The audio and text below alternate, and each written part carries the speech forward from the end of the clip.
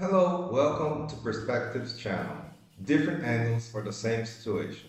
Today, we will see the roles and responsibility of a person that is acting as a focal point between an invested company and the investor. How? Through three types of different responses for the same question. The corporate standard response, sincere response, and the ideal world response. Remember, these are just examples and do not represent the absolute truth. Create yours. Think about it. Okay, so now here we are speaking with the focal point of an e-commerce company that has just received investment from a major private equity firm. So let's get to it.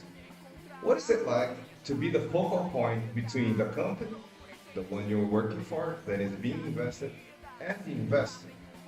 What would be the corporate standard response for your question of being a focal point between the investor and the invested company I work with?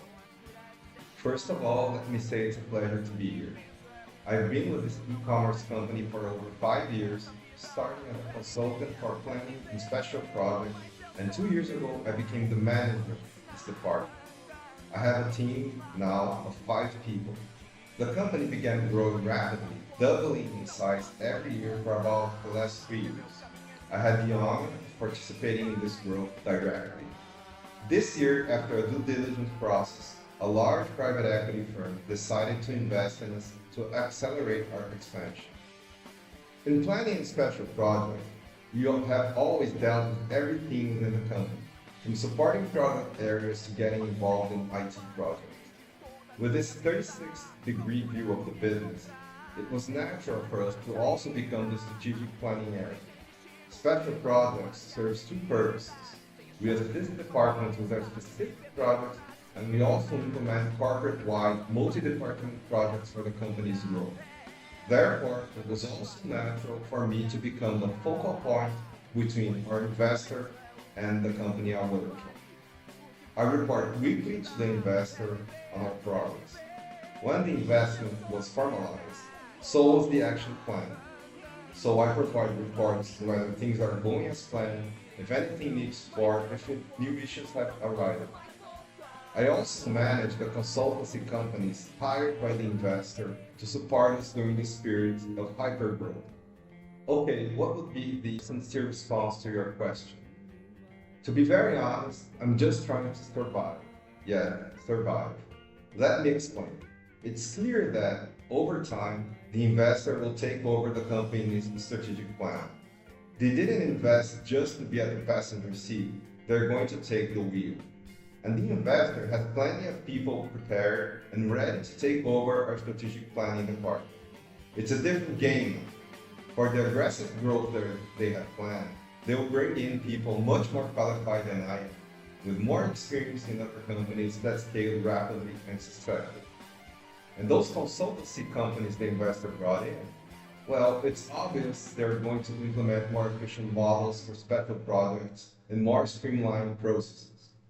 The investor isn't joining or investing in us because they like the e-commerce.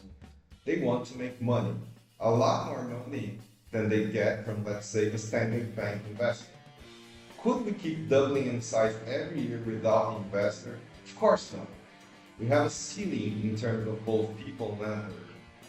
This e-commerce market has big players who are more efficient than us, with more contacts and connections that we don't have now that we have through our investor. So I play a game with the information between the investor, their consultants, and my bosses to ensure I remain necessary. And who knows, maybe I can even become a director.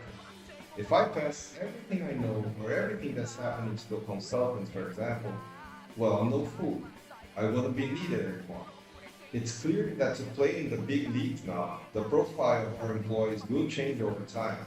In other words, people will be let go and replaced by technology or fewer and more qualified people.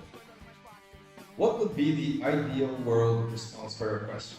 In an ideal world, expectations would be clearly disclosed to everyone involved: the e-commerce company receiving the investment, the investor, and their consultancy companies.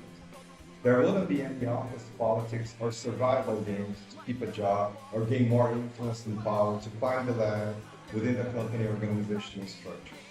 In this ideal world, the investor's expectations for growth would be more realistic and less aggressive, with the current people interest in developing and growing the invested company and growing its employees. The e-commerce company receiving the investment will already consist of only committed and competent employees, without people who are here only because they know or they are friends with its owners and founders. In this ideal world, transparency will be key for a better process involving the invested company, the investors, and more importantly, the employees involved. Okay, today we saw three types of different responses for the same question. Remember, there are no absolute truths, and people may have different points of view from yours. Always consider that they may exist alternative takes on the same matter. This will hopefully help you navigate more open-mindedly through life. Knowledge always makes us grow. We never should stop learning. Think about it.